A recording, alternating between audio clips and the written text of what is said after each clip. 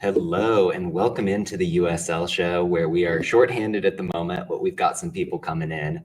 But thankfully, right next to my side, I have Phil. How you doing, man? I am recovering slowly but surely from what was an awesome weekend out in Oakland. But yeah, I sent the "we're short staffed tonight" text to Kaler, and he said, "Man, that sounds tough." And no, he'll be here in a bit. But yeah, excited to chat a little bit of what went on this weekend, and then look ahead to another weekend, because if there's anything that you and I know, it's that the USL never stops.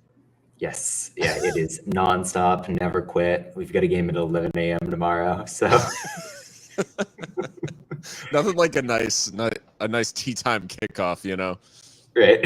Well, I don't know if you've seen, and we'll touch on this later, but there's a water gun section for the kids where they're letting them spray each other. So I think every stadium needs that. Yeah, I mean, yeah, get into it, especially in the warmer climes and during the summer. It's that would be a necessary I guess fan perk. No, that is good. And just to address the chat already, I want people to know that I understand the context that I live in and everything that came before me. But before we get going in earnest, a couple people to thank. First and foremost, on the heels of the Oakland trip, everyone who supported it, everybody who checked in, really appreciate it. In particular, our patrons, John Hunt, Frank Anthony, Aaron J., who, by the way, is going to be helping us edit together some of the video content. So be on the lookout for that. Then Christopher Cohn, Harry Austin, John Fuller, Noah Telford, Alberto Aguilar, Jeremy Churchman, Stephen Howard, Rian Lucara, Tim Knox, NF Reg 30, MOS, and Kunal Patel. You guys are the best for supporting the show. In addition to that, Goals TV, you see the logo up in the corner if you're watching live. It'll be linked in the pod description. Amazing content, all about soccer from across the globe. Specifically, you can get on there for free, easy to log in, easy to see our content. I know we'll have a little bit more with the FB ref races. Kaler and I have done an episode already, tons of fun. And then finally, Added Time Outfitters, recent addition to the sponsorship group. But that's been nothing but great for us. Happy to support a brand that's really doing cool things. So yeah, thanks again to everybody, because they let us have an amazing time watching Sacramento kind of put the hurt on the Oakland Roots. Yeah, the game itself, I think, we were hoping for something maybe a little bit more back and forth. I would say Oakland gave us a little bit of the back, trying to get back into things. But I would say in general, just another huge thank you. And without saying too much, it's possible that something like that could happen again in the future. So we just really appreciate all the support to make sure that these clubs that are so welcoming and so willing to welcome us in can get the attention they deserve. Yeah, absolutely. Wonderful weekend where we saw Sacramento maybe hit the heights that we've kind of been expecting of them, more so this season, which we haven't really seen so much. Yeah, and real quick, I've been made aware that our Patreon list is not up to date. Blame Kaler on that. I appreciate everybody who's commenting, especially people who I recognize from following my stuff on Twitter and commenting all the time. So shout out to anybody who we've missed. That'll get corrected soon enough. But I mean, yeah, the environment in Oakland was the thing that I'm going to be taking away no matter what. I mean, in terms of the fan support, certainly getting the Sacramento supporters there chanting, having the Oakland fans drumming away, doing their thing. But the way that we were able to interact with Tommy, who is an extremely busy man running all things Oakland Roots, who took the time to understand this is a league where supporter interest, supporter coverage matters. The fact that they could give us that platform, we could, in theory, try to help them a little bit, give them the attention and highlight the fact that Oakland is doing something special. I think it's the virtuous cycle that kind of keeps this league going, keeps fans invested, makes you feel like you're a part of the game in a way that you don't see with other sports in this country. So getting on the ground, having that happen was an incredible experience. And to your point, I know we talked a lot about it the other day. It was an exciting match. It was an interesting match. The way that Sacramento came out so aggressively early on, forced that turnover to get the Kieran Phillips goal, and really looked commanding by the time they were up 4-0. But the good response from Oakland, getting Dwyer on, was impactful, moving Cameron Riley into the midfield. It's the sort of response that Oakland didn't have in Pittsburgh, and I think it makes you a little bit more hopeful for them heading into the next couple of weeks. I know they've got some time off before they head to Miami, but time off and heading to Miami is about as good a recipe for recovery as you can ask for in this league right now. That's what I was gonna say. Is like, there's not a better palate cleanser out there right now than a game against Miami. I do think commenting on what's in the chat. Yeah, the Johnny Rodriguez goal. I do want to give like those two goals some shine, because the Nick Ross goal for Sac Republic, their third, Yes. with Jacker winning it, Pirano playing that lovely like reverse ball, disguised sort of through ball to Nick Ross, and then the nice slid finish into the corner. One of the team goals. I would go out there to say it's one of the team goals of the season in terms of 3 player contributions that are just top level. And then the Johnny Rodriguez goal, it's a little route one, but the ball from Justin Rasmussen is inch perfect, drops it into that like area of uncertainty between the keeper and Johnny Rodriguez, who does the only thing he can with the ball at that height, which is chip the keeper first time, puts it in the back of the net. And it was a wonderful finish. And yeah, like you said, just it, like those goals, the way even the timing of everything was spaced out nicely, where there weren't like big lulls of action like in the game. It was just like there was always kind of something happening. And credit to like you said, Oakland and Tommy in particular, but also to the traveling Sacramento fans who really gave a good showing of themselves without it turning. It never at any point like turned toxic or anything like that. It was good natured. Just like healthy rivalry, but you can tell it matters to both these sets of fans, and this rivalry is growing into something really, really special, I think, out in California. Yeah, and I think we saw what it meant for the players after the game, where the Sacramento team lingered on the field for quite a while, made sure to go as an entire group, clap away for their fans who were vocal in that game for the whole 90 minutes, although they did clearly have a little bit of a deep swallow in their throats when that game started to get tight towards the end. But I mean, we talked about it a little bit. You could see that the Oakland Roots players were really affected by the game, really kind of upset with the fact that they laid an egg early on and couldn't mount that comeback. It goes to show what this rivalry means for the players, for the communities in Sacramento and Oakland. It's, for me, and we talked about this a little bit with Tommy, one of the premier rivalry matches in the USL, if not the premier one, certainly. Yeah, it was it at the moment, one of the rivalries that definitely is gonna get attention. And I would love, and it's certainly possible given sort of where you expect these teams to fall in the standings, we could see a playoff matchup between these teams, which would be absolutely nuts. Whether it was in Sacramento or Oakland, it would go crazy.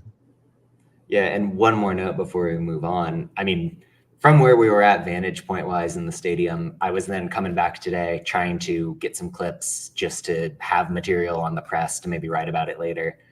Crazy the difference between being in the stadium with the eagle eye view versus what you're getting on not only the YouTube stream or the ESPN Plus stream, but when it's on CBS, they've got the camera angles and they are cutting away a lot, which makes it very hard for someone who's trying to do the thing I do. And if you're a fan, that's fantastic. Like, you probably love the broadcast. If you're like trying to get the ins and outs of the Sacramento man marking scheme in the midfield, a little bit harder. That's I didn't consider the cutting away to be an issue, but yeah, like when does a you know, a variety of camera angles actually become a curse rather than a blessing? There are times, well, we complained about FC Tulsa cutting away to this low angle from behind the goal, and then they changed it like 2 weeks later. So I don't know if somebody's listening there, but we wield a little bit of power. Well, to address some of the complaints that we were getting in the chat, we should talk about Lou City. I want to start on the field, and then I'm going to have a couple things to talk about with what they're doing off the field, which I think is really notable. But yeah, last week they've got Colorado Springs coming to town, a team fresh off a loss against Birmingham, but a team in fairly good form, a team that's going to be in the playoff mix in the West. It's a bit of a slow start, but Louisville comes up big in the second half. You get that late Shantosh goal. What are you thinking about that one? I was fully prepared at 1-0. I'm thinking like, man, I'm gonna have a lot of good to say about Speedy Williams and like this midfield for Colorado Springs. The goal itself, like the fact that it's Williams, Zandy to Malik Foster. It's like, man, that's exactly how you would want to get at this Lou City team, like in behind the, like winning the ball back in midfield and then getting in behind the fullbacks who get high up. Yeah, we know that Lou City likes to attack down the wings and likes to use their fullbacks in that way.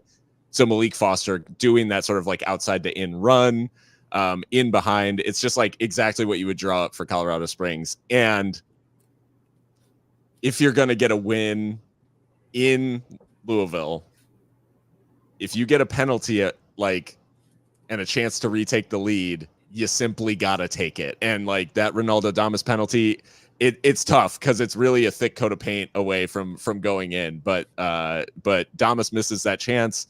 And from there, Louisville did look a little bit inevitable. Like they have a goal chalked off that I thought was maybe like a little bit harsh in terms of a foul given on, was it Dia? I think Amadou Dia maybe scores like sort of a belter that gets called back. But I think it is a big credit to this Louisville team. One, in that they just continue to find a way, even when they're not like at their absolute glowing best. I don't think they were bad. I think Colorado Springs just like really played quite well, was able to limit some of the ways that they are most dangerous. But in the end, it's a couple of set pieces which undo Colorado Springs. And that Damas penalty just sort of looms large in the end. Yeah, I mean, the early going, Colorado Springs consistently has been a team that starts games quickly, come out firing in the press. It was nice to see Malik Foster back in the lineup, and you could probably tell they were saving him for this game, wanting to use that speed to try and get behind the wingbacks. His matchup against Amadou Dia playing as a center back on that side was pretty fascinating from the get-go. Not a coincidence that Dia came off at halftime for Arturo Ordonez, probably. But I mean, it was very much an attack that came from both sides for Colorado Springs. I thought Yosuke Hanya's movement on the left was good. Ronaldo Damas continuing to look like somebody who's engaged in build-up, somebody who wants to move with a lot of intention and fire. He should have put away the game, frankly, and I think that really absolutely changed the dynamic going forward. But those halftime substitutions for Louisville can't be overlooked. You change out one of the wingbacks and get McFadden onto the left. Like I said, Ordonez in. Sam Gleadle playing off Wilson Harris, which is something we haven't seen a ton of. Having that double threat, having someone in Gleadle who can stretch you with his pace, in addition to the kind of classic number 9 style of Harris, I thought really challenged Colorado Springs at the back. It felt more controlled. It felt more open. Lou City really kind of took the game by the scruff of the neck, as they're wont to do. And it was undeniable. Like, you felt the Tosh goal was coming, and bad set piece defense is what it is, but really well done effort and well coached from Danny Cruz. Yeah. And I think like there's just, there is something about this Lou City team that just feels like them back to the contender. You know, we know that they are at the top of the East for a reason. We know that they are up in that conversation of sort of like the best 3 team, or, you know, that top 3 or 4 in the East. But this year they just feel like they're getting it done in the games where we expect them to win quite easily. And then in these games that are a little bit like 50-50, they're still finding a way. And like, they are still finding that sort of magical moment at the end with the Toch goal. So yeah, it is starting to feel like a little bit old school Lou City. So I do look forward to them winning the Eastern Conference final and then losing in the championship. I'm just kidding. Yeah, I think there is an interesting dynamic with Lou City where once you get past them once, there's a 10 to 15 minute span where they really tend to scramble. Rhode Island took advantage and ended up slaughtering them because of it. Obviously, this game went differently, but Sure. maybe tightening up after the goal could be the one thing where you're thinking that's the real area where this team needs to improve. Yeah, no, that's fair enough. And maybe like keeping your foot on the gas. Yeah, a lesson that they're learning sort of in real time. But yeah, I think this result definitely a good one. When there was certainly moments in this game where you think Colorado Springs might pull off the upset and leave there with all 3 points. Yeah, so I do want to talk about the off-field business a bit with Lou City, where last week they inked Amadou to an extension through the end of next year. They signed Aiden McFadden on a permanent transfer coming out of Atlanta United. This week they extend Sean Toach through the end of next year as well. This is something that USL teams rarely announce mid-season. Never do you see a team reward their best players, their most veteran leaders, with contracts in the middle of the year and give them that certainty of, hey, you're our guy. You've got kind of that padding, that comfort, and knowing you're part of the Lou City family, you're part of the culture, and we're going to back that up financially. I tweeted something about this and said, like, that's why they're the class of the league. I won't out anybody. Like, multiple players from other teams were liking the tweet with the implication of, like, I wish that my club was doing that sort of thing. It's such a small thing when you think about other sports, other teams, how they run themselves. But I think it really is something that differentiates Louisville. Yeah, the getting business done early and giving players certainty in a league that so often goes like year to year and all that. It's just it is such a gift that you're giving to these players too, when you're rewarding, like, hey, if you give to us, like, we're going to give back to you. We're going to take care of you when it comes, like, when it comes down to it. It just builds a level of credibility between the organization and the players where no one's ever going to, like, mid-season bounce from Louisville, right? Like, for more money or more, like, or promises of something else, like at another team, because they know that the organization has their back. They know that they're going to be taken care of. And I mean, you add in even the stuff like hosting Eintracht Frankfurt to a week-long training camp. Like, this is a Champions League caliber team out of Germany, and they're going to be like at Lou City's facilities. They're going to be training. They're going to be like doing all these events and stuff. And I think it's just like, I mean, they had the mayor of Louisville involved with the like Eintracht like presser and stuff. So I just think like we're maybe seeing like more stratification in USL in terms of like organizations that are run like top tier clubs and organizations that run like they are minor league. And I think USL is doing well to highlight those that are running like they belong in the top tier. No, yeah, fantastic. And I mean, no matter how you slice it, stadium, operations, on the field, Lou City, class act. Yeah. I'll quickly go aside from the schedule here from a comment from Jeremy Churchman of, did we talk about the Detroit disaster against North Carolina? No, we did not. No. So in this game, Ezra Armstrong, just back from a red card suspension, gets sent off for denying an obvious goal scoring opportunity after 5 minutes.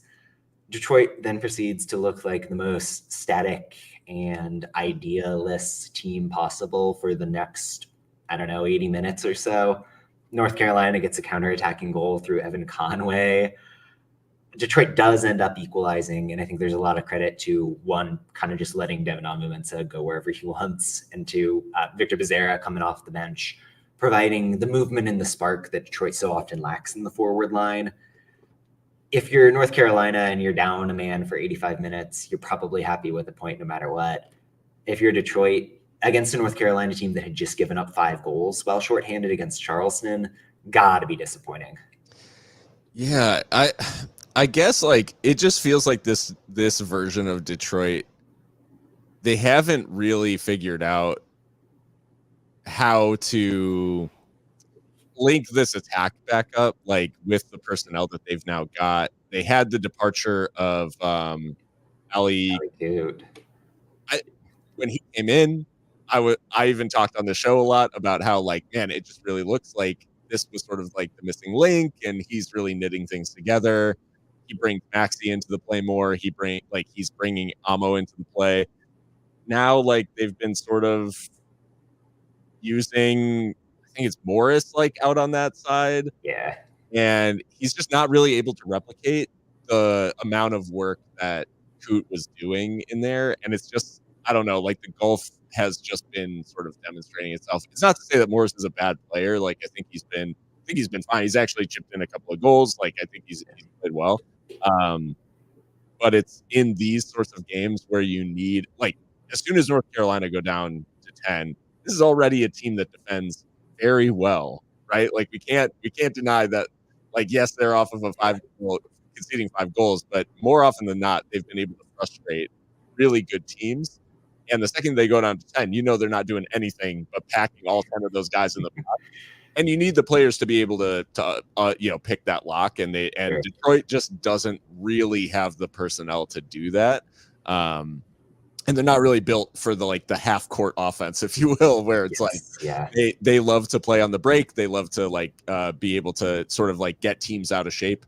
And when North Carolina just does not want the ball, doesn't want anything to do with attacking, in the traditional sense, like they gave Detroit fits, and it looked for a while like they might actually sneak this one down a man. And it was just definitely tough watching, I would say, for Detroit City fans in a game where I'm sure they were very frustrated by North Carolina. But Victor Bezerra sort of spares the blushes a little bit in stoppage time. So yeah, and a good comment here from Jeremy saying that the speed in the half counter is gone. It was clutch in the opening month of the year. And that absolutely is what you're saying. Like those kind of semi-transitional moments, you're not quite fully countering, but you're forcing a turnover in a good area. You're breaking with speed when you find that window. I think Coot was a big part of that. I think Elvis Amo, the way he started the season, he looked like a man possessed without the ball. And he looked the exact opposite of that against North Carolina. And credit to North Carolina, certainly, like losing Armstrong, who I think has a real case to be their best player, red cards aside, this season. For about 10 minutes there, they tried to play a 4-4-1. They were getting shredded to bits. And then Louis Perez, who for my taste has been their best attacker, just dropped into the back line, back five, like played really well for somebody who is ostensibly a forward. John Bradford has that team so well drilled defensively, and you can quibble with whether or not they are a competent attacking team, but they're certainly getting the job in that area of the field. So yeah, credit where credit is due to that one. Questions for Detroit?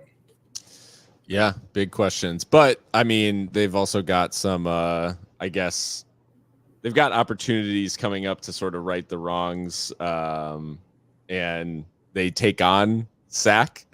So, it's the Danny Dicchio Cup. Yeah, yeah. So Sac Republic and then Hartford. So before their national TV game against Rhode Island in a couple of weeks. So, a big stretch for Detroit City to try to get back on track. For North Carolina, like a very creditable point, down to 10 for the better part of 85 minutes. Yeah, I mean, all things given, you take that point, even if you maybe don't like the process to get there. Yeah. So I want to scoot on down to League One a little bit, where Jägermeister group stages are over. We're down to the final 8. We're saying goodbye to Tormenta, who are in a playoff spot in the league, so kind of surprising to see them last in their group. Chattanooga, who the less said, the better. Like Ricky Ruiz has gone to El Paso. They've got a bunch of injuries. Everything is sad. Central Valley, because it's Central Valley, of course, they got eliminated. Yeah. And then Spokane, who, as well as they started the year, boy, have they taken a little bit of a downturn. For me, they really need striker help. Like Josh Dolling just isn't enough. And Romain Medinere going down injured hasn't helped, but whatever. Yeah, sorry, Spokane. But everyone else still alive. Kaler had flagged this hailstorm against Omaha game where Northern Colorado gets the upset over an Omaha team that's first in the league table. Love to discuss some of the thoughts on that one. Yeah, I mean, well, for one, Omaha, the one place where Omaha has looked like semi-human this year is in Jägermeister, right? Like it's been the one area that they haven't necessarily got the results. I think I think NoCo has showed up particularly well in the Cup. And it's a team, I don't know if there's something about Jägermeister that teams that struggle for consistency in the league thrive in the Cup. Like they just are like Lexington. Exactly. But no, I think one, it shows that Omaha definitely is a little singularly focused this year. Like I think they truly feel that this is their year to win League One, and they basically are not suffering any distractions. It's like anything else that's going on, they're just completely blocking out. But Northern Colorado deserves a lot of credit for the way that they did business. Like I think very professional. It wasn't a weakened lineup or anything like that from Omaha. It was still very strong. And Northern Colorado taking advantage, I guess, of maybe a bit of eye on the prize from Omaha, who just hasn't seemed to treat the Jägermeister with the same amount of intensity that they have the league. This was a game where, I mean, both teams felt pretty confident that they were advancing no matter what happened. Yeah. And you saw some kind of weird lineups. Like Omaha moved Brandon Knapp, who I consider to be more of like a number 8, to the right wing back spot.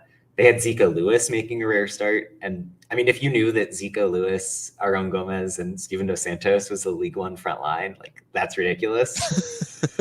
But NoCo, they didn't have Bruno Rendon in the squad. Noah Powder was on the bench.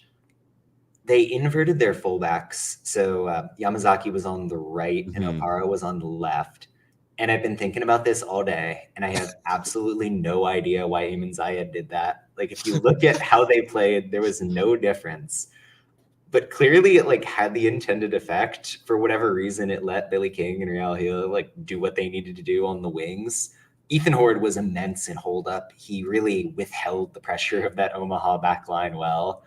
Yeah, Northern Colorado, it's weird to see them play as well as they did and outshoot a good Union Omaha team without their best 2 attacking players.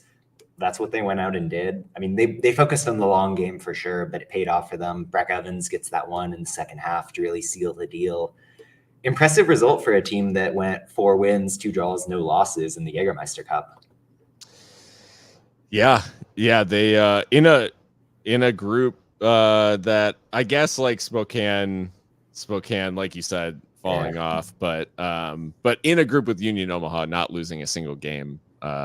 That's impressive stuff from NoCo. And I think maybe sort of underlining why their league form has maybe been a little bit frustrating in that like it feels, they're showing that they can hang with one of the best squads in the league, but haven't done it consistently when it comes time for a league weekend. It does make it a bit odd this season in League One, where you're only going to have 20-some games to get into the playoffs. That's more than enough to say, okay, we're like eliminating random chance, but you hit a couple of bad patches of form, you end up just getting lucky in the Jägermeister Cup alone, and then you're in Northern Colorado's position where the playoffs are iffy on paper, but then you're coasting in the Cup. So odd year in League One, but wouldn't have it any other way. Yeah, I mean, I think it does show just what the Cup brings in that like NoCo's fans are now you basically have certain squads that are like fully invested in the Jägermeister as like their best shot at silverware this year. And you have other teams who are like focused on winning the league, and it just spreads the wealth in terms of like people having reasons to be invested throughout the year. Even if your team's like maybe not at the top of the league, you still have a reason to care about each weekend. So yeah, I think that it's a proof of concept probably for the League Cup. And as we've talked about on the show many times, hopefully USL thinking about expanding it, please bring it to the championship as well. Are you pro that? Like, would you sacrifice 8 league games to be able to have the Interleague Cup? I would even go so far as to shrink the playoffs for the League Cup if that's You're what it came speaking down my to. language on this one. Yeah, I would say like not necessarily taking away league games, but if you contracted the playoffs significantly, to where it was. I would go more extreme, but I could see them doing maybe the top 4 from each conference, and then just doing like quarterfinal, semifinals, final type deal. But I don't know that they would go that extreme because people love playoffs. But I think if you have a League Cup, that it's compelling enough to say like, okay, we're going to have a knockout here, and then we have a little bit less teams involved in the playoffs in the league, because you just include the teams who are at the top. And yeah, the Cinderella stories aren't going to happen in the playoffs as much, but you want the best teams to win the league. Like, the League Cup is where the underdogs can go win the trophy. That's how I feel. Yeah, and to that point, Lexington and Richmond, who are under the playoff line in the league right now, both advancing. So hope springs eternal for them. Exactly. And, you avoid what happened last year where Phoenix wins the championship and has the same exact season they were having last year and fires their coach. So, right. Anyways. No, I think that's fair. Well, you mentioned the idea of expanding the tournament. I want to talk about possible expansion or kind of returns to the USL before we get into League Two talk a little bit. So kind of 2 big stories came out in the past week, one of which is Reno, who previously owned by Herb Simon, who owns the Indiana Pacers, which is the weirdest tie-in of all time. And they were affiliated with the San Jose Earthquakes. Talk of a $40 million stadium project. The USL has talked to the people who are doing development in Reno. Unclear if there's like an actual owner attached at this point, but plenty of speculation that it would come in at the League One level. Meanwhile, OKC, where the Energy have been in hiatus for a couple of years now, they brought in a new majority owner. It's Echo, which is like an investment group. What I found is that they just sold like a bunch of mineral wealth for like $500 million. So kudos to OKC Energy, who like have money now. Yeah, just quick thoughts on whatever's happening with the possible returning markets. Well, I think it's clear that USL is putting a lot of work in the sort of response to what happened in Indy, it feels like. And maybe it's not a direct response, but it's clear to me that they are talking to municipalities about what USL teams can bring in terms of like development, investment, these sorts of things. And I'm glad that they're out there doing the work, because these cities, number one, the fact that Reno and OKC have not had teams for these last few years is really just like a shame, because Reno was one of the they were one of the best like squads in the league for multiple years. They fielded one of the best teams. So their demise like had nothing to do with underperformance on the pitch and everything to do with what was going on in the front office. And then OKC Energy is like a combination of like venue and just like cash on hand, I guess, in ownership, but certainly not anything to do with fan interest. I think both these cities, it would be great to see teams come back. I think it's an opportunity for both of them to also look at, potentially a rebrand. Not of the name. The Energy especially, like, no offense. But just the logos. Just the logos. Take a look. That's all I'm saying. And yeah, I think there's an opportunity to really refresh these. But if they came back, as someone that had, both of these teams in the West when El Paso joined the league, I think it would be a huge benefit for Reno and OKC to be back on the calendar. Yeah, and a real quick comment there that OKC was the stingiest defense in the league.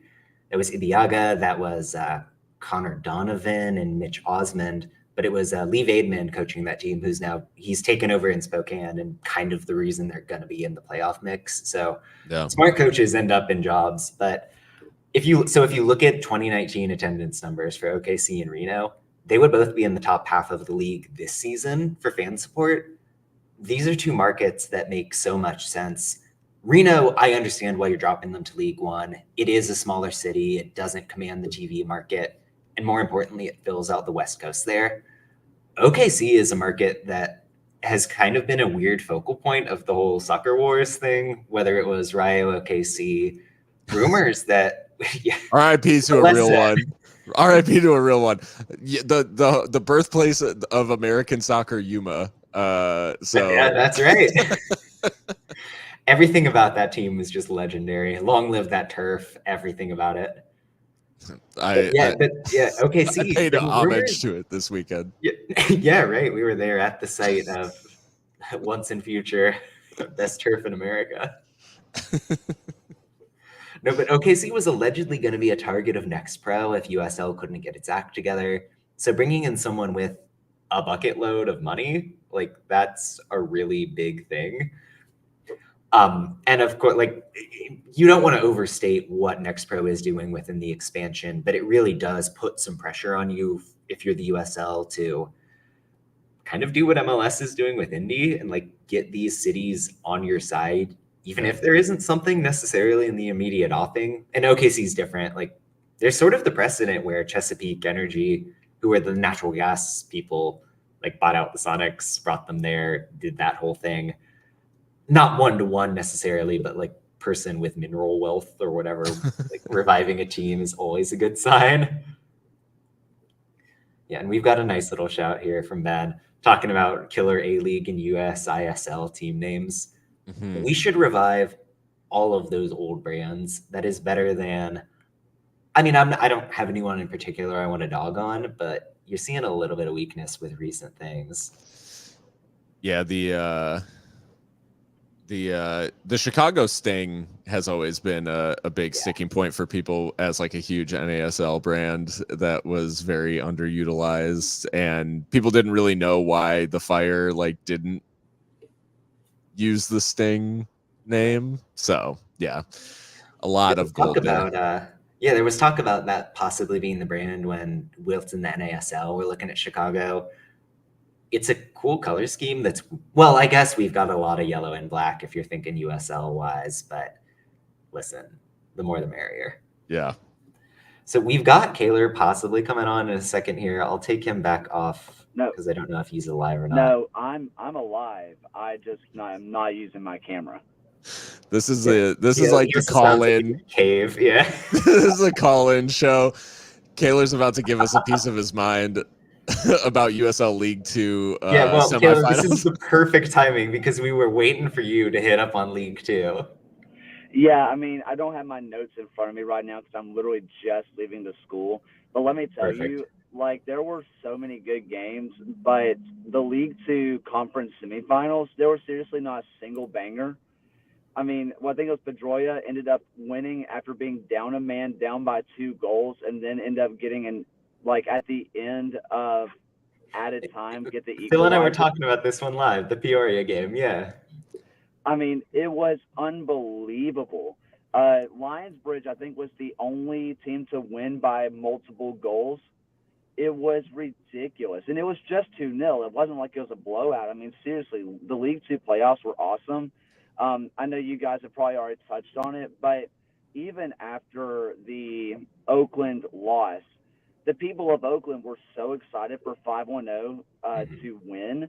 Like, it was like, yeah, that other loss sucked, but for them to be as invested in 510 as they are and for them to be in the conference finals is so cool. We were there wrapping up behind the scenes, and then all of a sudden, like a couple feet away from us, you see Tommy like jumping up and screaming because Project 510, like I think they scored their late equalizer at this point. Yep. They'd go on to get 3 goals in extra time because those kids don't quit. So we've seen them graduate like 6 players into the proper USL this year. Like no surprise that they're doing what they're doing. I think it's been 9 players total have graduated from Project 510 into the proper team, like 9 total. How many teams can say they've graduated more than 1 in the USL, let alone 9? We did get the like behind the scenes that 510 is beefed up pretty heavily playoff time, and there were some players who probably would have been on the bench in Oakland who were in Seattle for the they just decided that like Alexia, Vanetscar Cruz, Thomas Camier, who like have been legitimate USL championship bench options, they went up to Ballard and got the win. They got that second win on Sunday. which is crazy to have the games in short order. Like that's classic stuff, and it's very cool. But yeah, that's a team worth watching. And I think we had 3 games go into penalties, which I'm still just going to stand by. Like, if my team is in penalties, it's the worst way to end a game, and there's nothing more unfair. But as a pure neutral, please, please, please end more stuff in penalties because it was just absolute cinema.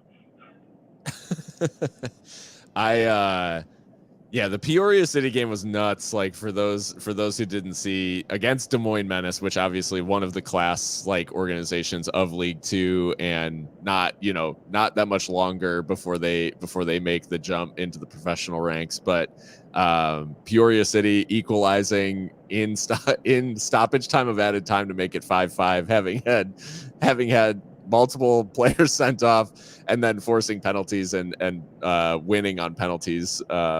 Yeah, just absolute madness. Asheville City SC in the mix too, still, which again, just like an organization that has really won over their city and has a lot of eyeballs in Asheville on them. So yeah, there's just a lot to like about all the teams that are left, and always interesting to see. And always funny to still see the FC Tucson badge still alive and kicking after all these years. Well, one thing about Asheville City that I think they need like big props for, one of their really star players was just picked up by the Triumph. Like one of their star strikers picked up by the Triumph. Oh yes, yeah. How many teams lose their starting striker and not just die? I mean, the fact that they are in these conference finals after losing a key contributor in the attack, it's ridiculous what they're doing in Nashville. Yeah, I think it's Rodrigo Robles, I think, is the player who signed with the Triumph. And from what you're hearing out of the Triumph camp, like, kid's going to be good. So crazy to see them do what they did after losing to someone of that caliber. And I do want a quick shout out to Social Media FC, the Vermont Green. Great season for them. Like, if we're talking League Two across the board, nobody's going to have a more amazing win than they had in the Open Cup against Lexington. Like, that's one for the record books. They fell to Seacoast United Phantoms, but they're building something special up in Vermont, is all I'm going to say. Yeah, I think in general, because these conference finals are happening this Friday, if I'm remembering off the top of my head correctly. The 26th, which is Friday, correct? Yes. And then after that, those are technically your national semifinals, if you want to think of it that way. But they're your conference finals, and you win, you're in the final, and we've seen incredible atmospheres for so many of these matches. I don't know who gets the draw. I know it comes down to some kind of record, but I don't remember it off the top of my head. Last year, Ballard was stunning. Like, their turnout for Ballard, if you haven't seen the last-minute goal for them to win that match from those highlights last year, it was incredible what Ballard did. Not to be outdone, I mean, Lionsbridge is seriously one of the best atmospheres in the USL. Forget League Two. USL top to bottom, Lionsbridge is up there. If Lionsbridge gets to host this final, again, I'm not sure how that all shakes out, but if they are the ones to host, you're legitimately looking at 5,000-6,000 people, if not more. Like, it is going to be a packed house, and it's going to be awesome to see. Are they the one who has the derby with Richmond, or am I mistaking that? Yes. Okay. Yeah, incredible. I'm not 100% sure, but a quick Google search, I'm pretty sure. So the two stadiums that are hosting games are Shea Stadium is hosting the Western quarterfinals. So Project 510. Not that Shea Stadium. Not that Shea Stadium. I think it is, after a quick Google search, I believe it is Peoria City's home ground, which is Bradley University's soccer stadium. Oh, okay. Former home of Logan Ketterer, if you know, you know. Yeah. But yeah, so I believe they're playing there. And then I'm looking up Town Bank Stadium is where the Eastern quarterfinals are happening, but I don't know that one. Okay. Bradley, also the alma mater of Wojciech Vucic, OKC Energy legend, Indy 11 player for a spell there. Guy with probably like the name that would be most associated with like a bear in Poland.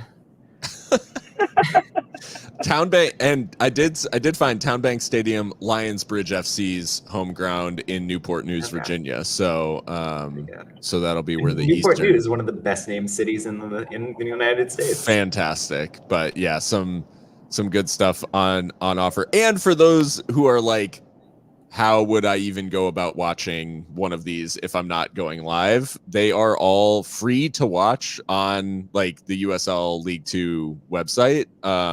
Whatever, NBC's Sport Engine, Yes, it's going to be on Play. NBC Sports Engine. Yeah. So yeah, it's all free to watch, streaming. And if anyone, I don't know if anyone saw the Peoria City highlights, but the commentary, gold.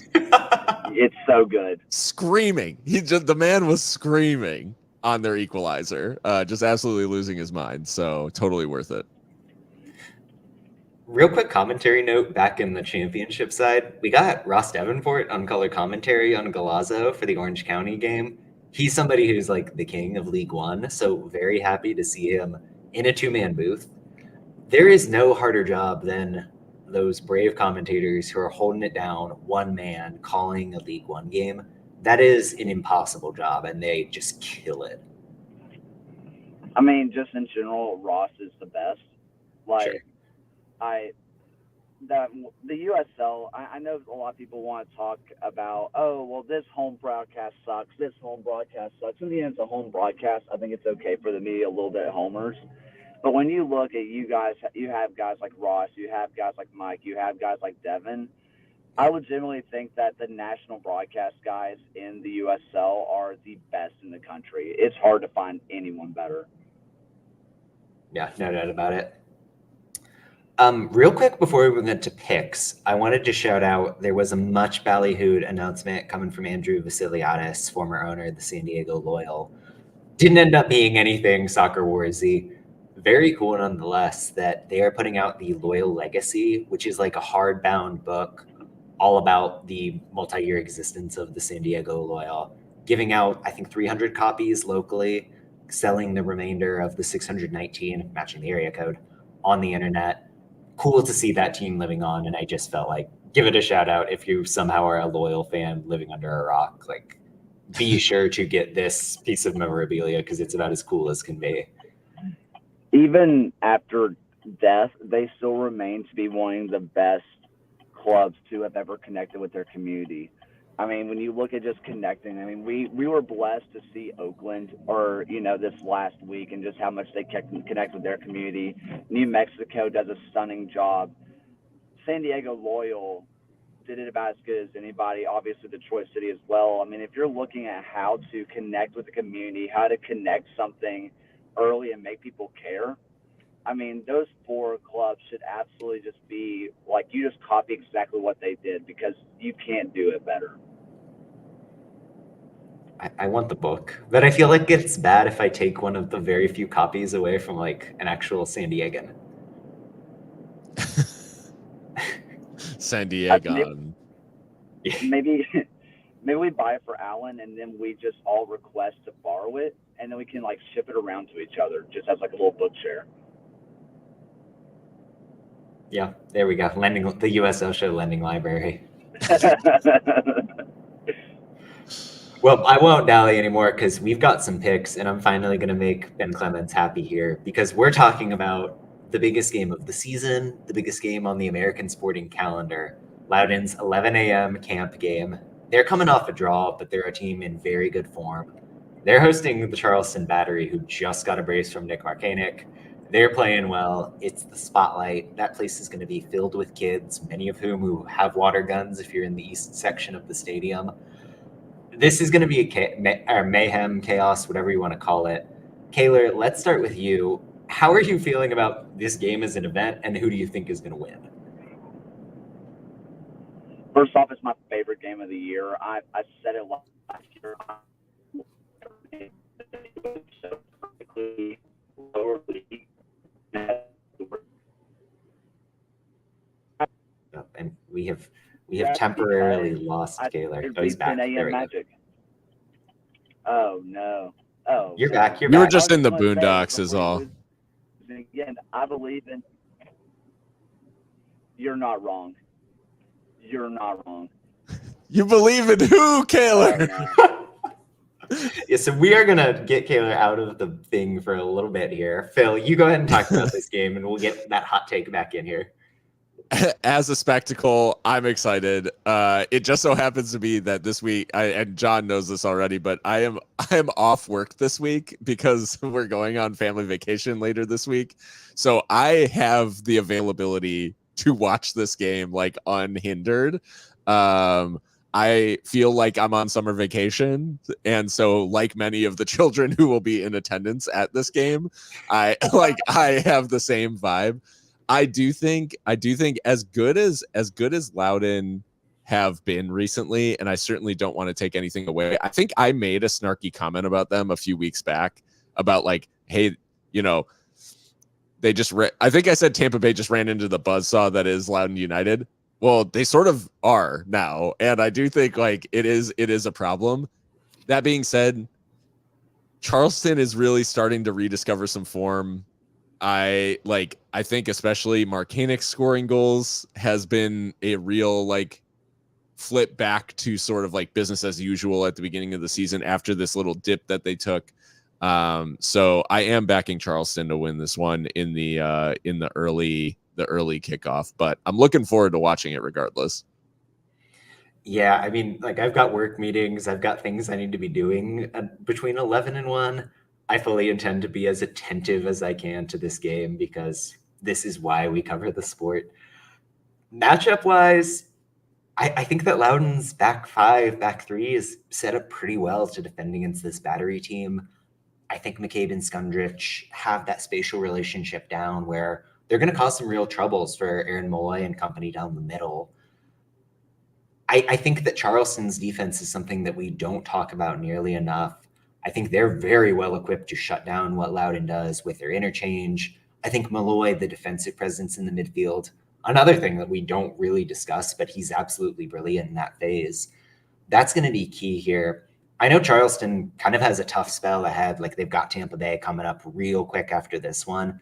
I think they go into Loudoun and get the 3 points here. And so we're going to try once more with Kaler, who is back on the stream. And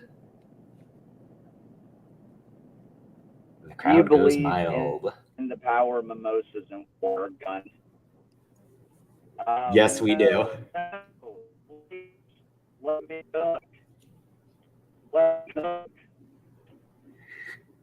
Oh, no. Yeah, so we're going to get Kaler back out here. He is sounding like a robot. It is so funny. AI Kaler.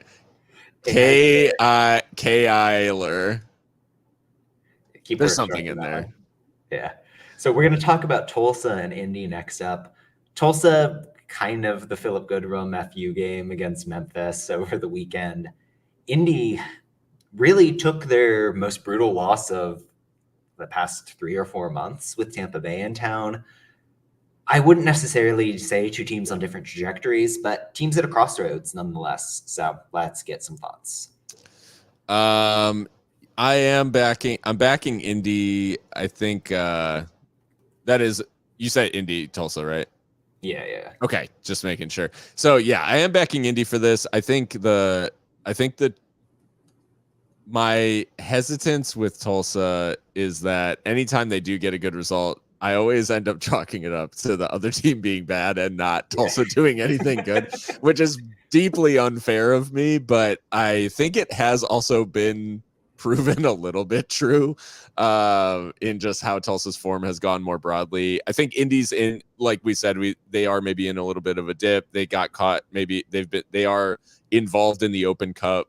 It is a tough time of year when you're like doing all of that. And there is now maybe the added pressure and expectation of like, hey, if LA loses to Seattle, like we actually have a chance of hosting the US Open Cup final. So I just think that there might be a lot around that. That being said, I think Indy is just a better team than Tulsa in pretty much like every way. So I am backing Indy to take all 3 points. You know, when you see one of those combined 11s and it's like Man City and Arsenal or whatever, that for Tulsa and Indy would just be 10 Indy players and Philip Goodrum, I think. Yeah, pretty much. Well, in that last game, Tulsa really, their upswing in form has been Johan Peñaranda, and a whole lot more Johan Peñaranda. He's been unbelievably good in net for them.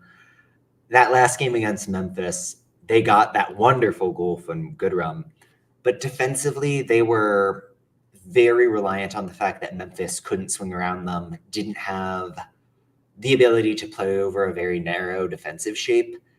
There's nothing that Indy does better. Like Indy is able to push those center backs up, get Aiden Stanley and Ben Mines involved at the wingback spots. Last week against Tampa Bay, they actually had Douglas Martinez as a wingback because, like, why not? Mines needed a rest. But if you've got that level of creativity and skill and pace, you're going to be able to work around this Tulsa team pretty easily. I think Indy needs that rebound. I think they go into one OK field and get the win. I think it'll be a tight game. Like Indy's no longer in that form where they're blowing guys out. But yeah, I'm feeling pretty good about the effort. And I'm going to give it one more try with Kaler because third time is the charm. Am I alive? Yeah. Yeah, perfect. Yes. Okay, so all the secret is stop going down hills in the middle of the woods. Leaving the door of mimosas and water guns, so we are Latin. Liking me because, like you said, I can't believe this. I've got bad news for you, Kaler. You're not gonna believe this. Don't you dare! No. Whenever you're complaining about it, it sounds great. Whenever you start talking about mimosas and water guns, it immediately just dies. They cut you off immediately. StreamYard saying we gotta censor this guy. Just give me Indy. Who you got in Loudon Charleston? Yellow team. Loudon and Indy, please. Please. Right. Yeah. So we're going to pivot to the next USL Championship game, which is Memphis 901, a team that has lost their form in a major way, facing off against San Antonio, who took a shellacking in Orange County against an Orange County team that, by the way, deserves a shout out. So Memphis, San Antonio, top of the table, bottom of the table, but teams in a bit of a funk.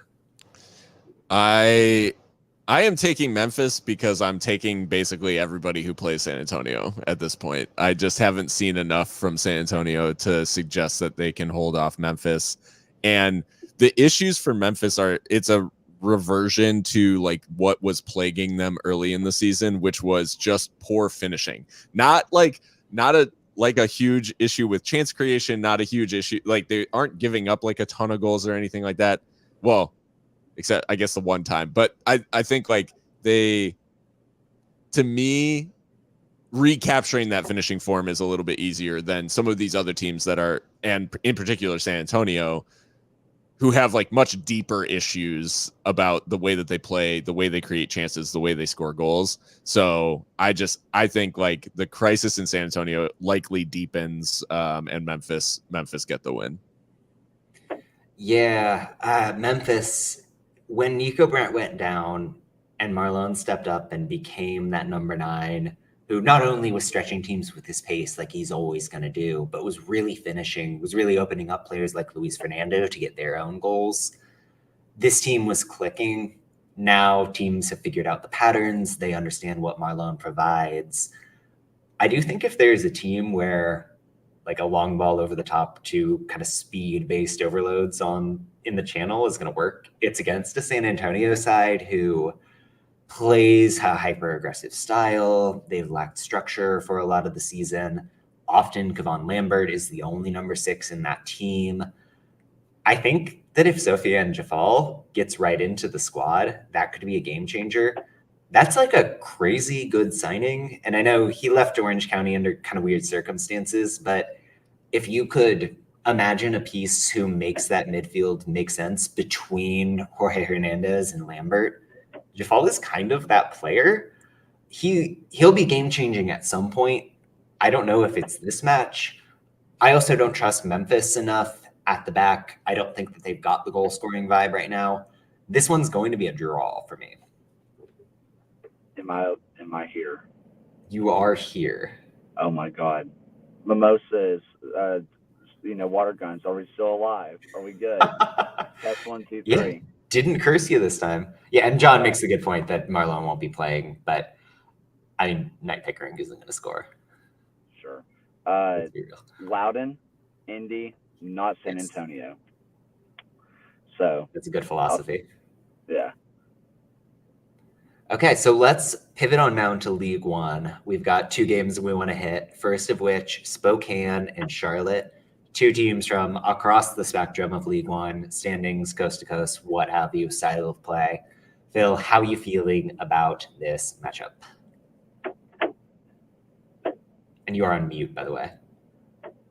Yeah, I feel like this is one of those where despite Spokane's form, there's something about these cross country trips in League One that just always gives me a little bit of doubt about a team traveling.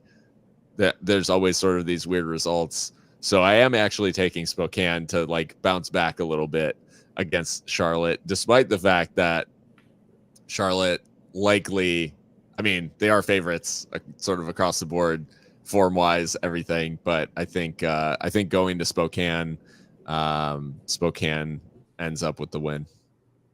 Yeah, Kaylor, go ahead and hit on this one.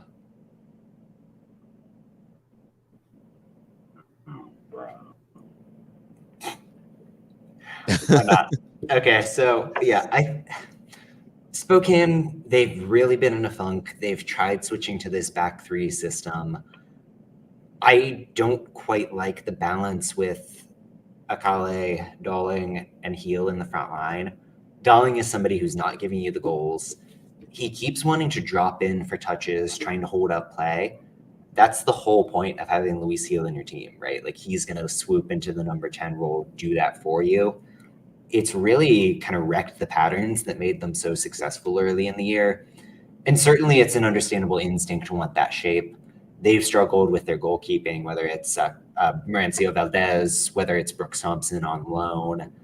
Getting the defender has helped solidify in that regard, but it's not quite been enough. Charlotte, I kind of liked recently. Like they've been fun to watch for the first time all year. They're a streaky team no matter what. Something in my gut is just pulling me towards the velocity to get the win, nevertheless. Kaylor, you alive? Yeah, I hope so.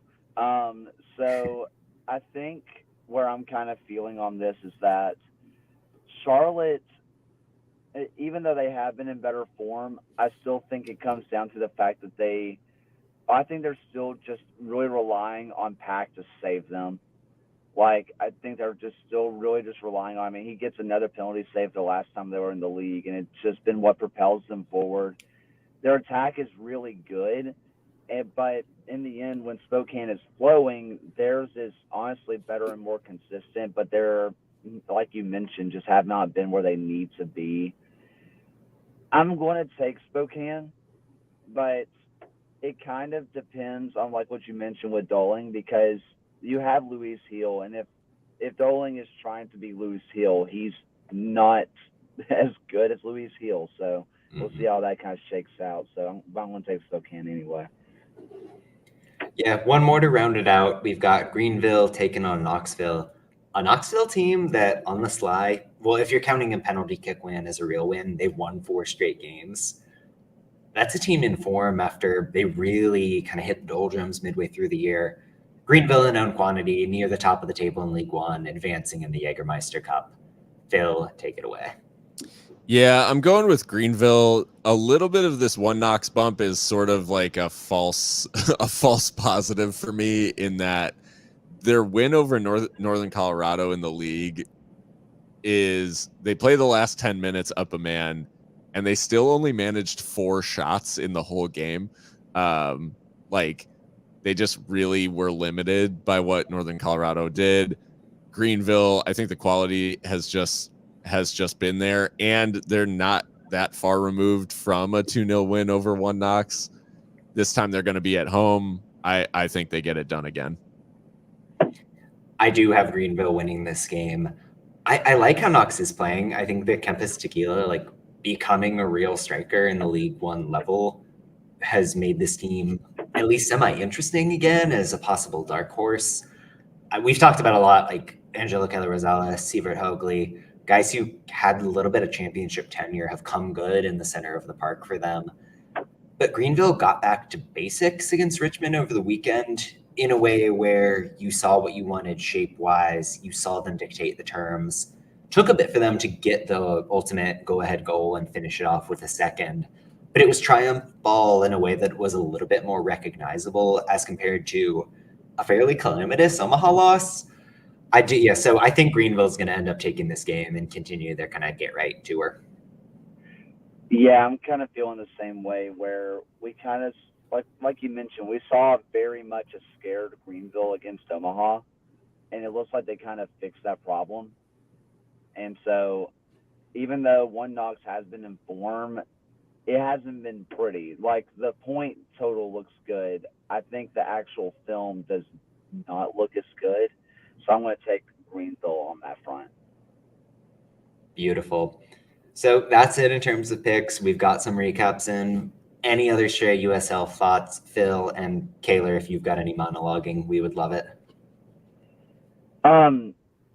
Honestly, despite the fact that it did not end up on CBS proper, Oakland Sacramento was an amazing match. I know you guys talked about it on the post game and like what Oakland fans did, and even Sacramento fans just made it an awesome atmosphere. But they really missed out on not having it on CBS proper, because I'm pretty sure the first Louisville Indy game was either a 7 or 8 goal game as well. So it just seems like if you're on CBS, you're going to see goals, and I really appreciate it. And I wonder if there's a part of coaches that know we can't get blown out, we can't do this on national television. I wonder if there's a part of them in the back of their head that says we got to go for it. And honestly, I hate that it didn't end up on there, because it was just so much fun to watch.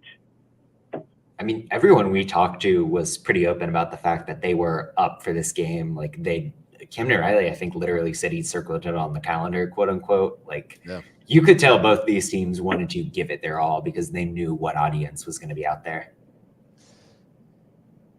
Yeah, no, it was awesome. I guess the one team that I avoided successfully talking about on this at all was El Paso. So I'll just say that real quick, that Phoenix El Paso game, talk about just radioactive teams on both sides.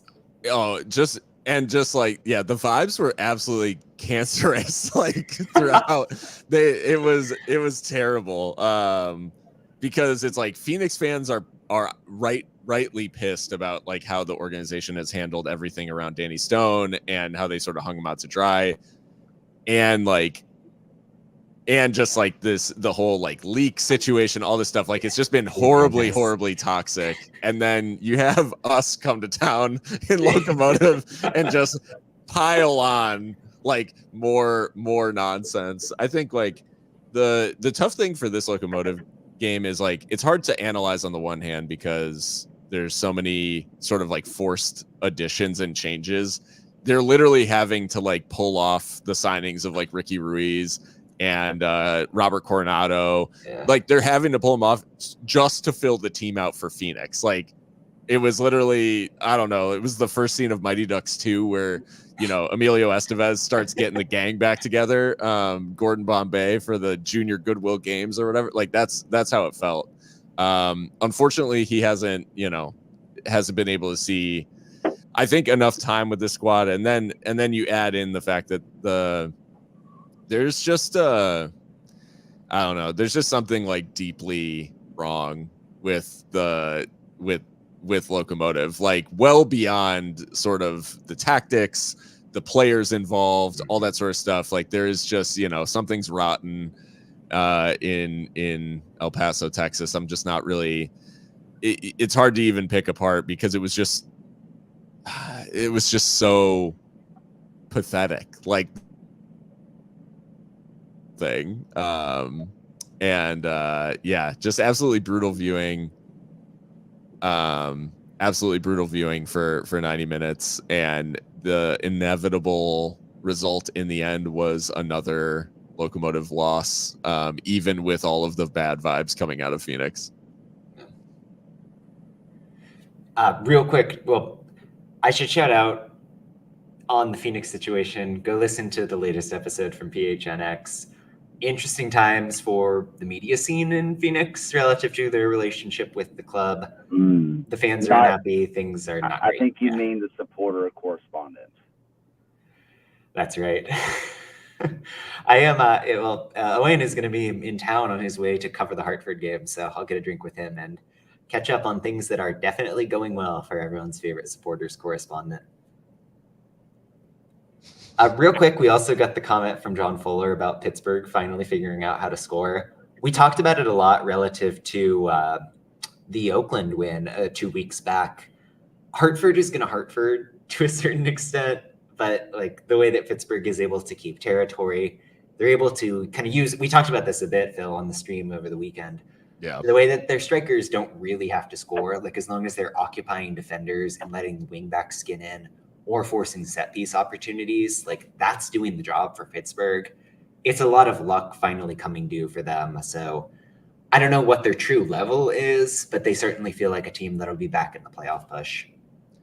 Etu and Blackstock, I think we kind of joked about the fact that like, hey, if Etu and Blackstock are the ones who are getting your chances, then like that's why you're not scoring essentially. And now they are. So it's like, hey, maybe maybe the plan was right the whole time. And I think like they left a lot of goals on the table against Hartford. I mentioned the other day, and I think there's another world in which that game is far uglier. I think it's Robbie Mertz has like a big chance pawed away. There's a couple others that come to mind of just like, yeah, just the finishing is still not great in Pittsburgh, but the chance creation volume is increasing, and they're just, they're just putting away some more of those chances.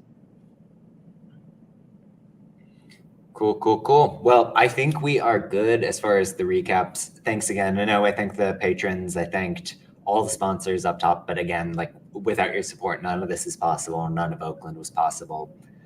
And with that, I want to give the floor to you, Phil. Anything on your mind, anything you watching, whatever. Yeah, I'm headed to Florida later this week for a little family vacation. So that's that.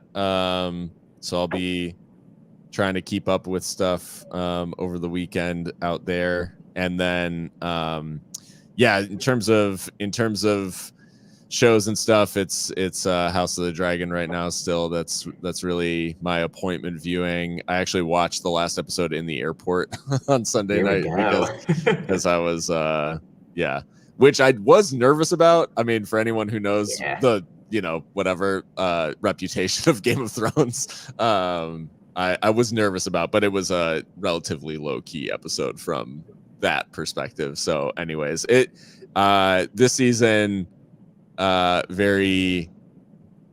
maybe a little slower than I anticipated, but it's it's all the drama and all the intrigue. Love it. Kaylor, if you are alive in the random hills of Alabama, please hit us up. I'll be honest with you. I am still so tired. Same. It ended up being really successful, and honestly, the whole weekend, while I did have to do it from afar, it was honestly really cool to watch happen, just for it to fully go through and just to kind of be the backstage, do the kind of producing stuff. It was so cool to see you guys out there and just talk to people, have a good time. And even though I'm just absolutely dead, I did the math on it on when I got there and all that kind of stuff. It was 40 hours in the airport, and and I ended up getting 2 hours of sleep while there. And so I'm still just kind of fighting through it a little bit, but honestly, getting done with the post game, and now I'm trying to edit it and get it all one thing. Honestly, I would have loved to have been there, but it was just worth it to see it all come through. And it was fun to see you guys do what y'all do. It was just an absolute blast. No, absolutely. And can't thank you enough again for the setup, for the production, every single aspect of it. Total blast for us, and I'm sure we'll get a chance to do it again at some point in the future with the whole gang there. Hope so. John, what about you, man? Yeah, no, I mean, I slept an hour and a half that night before as I was heading out to Oakland. So I'm very much in your mode of like, I had the least productive work day in my life today. Let me tell you that.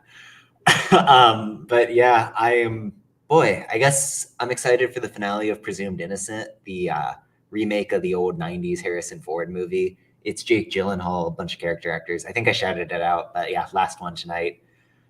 Unclear if they're going to change the twist from the source novel and the movie. So that's kind of the intrigue. So excited to see how that all shakes out. Yeah, rubs chin. Well, that is all we have for you tonight. So thank you very much for listening. Thank you so much if you are in the chat on YouTube Live. And for the first time and only time tonight, let's get Alan's voice. Thank you for watching another episode of the USL Show. The USL Show is now proudly part of the Protagonist podcast family. Please go to protagonistsoccer.com to check out more work. Thanks for stopping by. We'll see everyone again next time.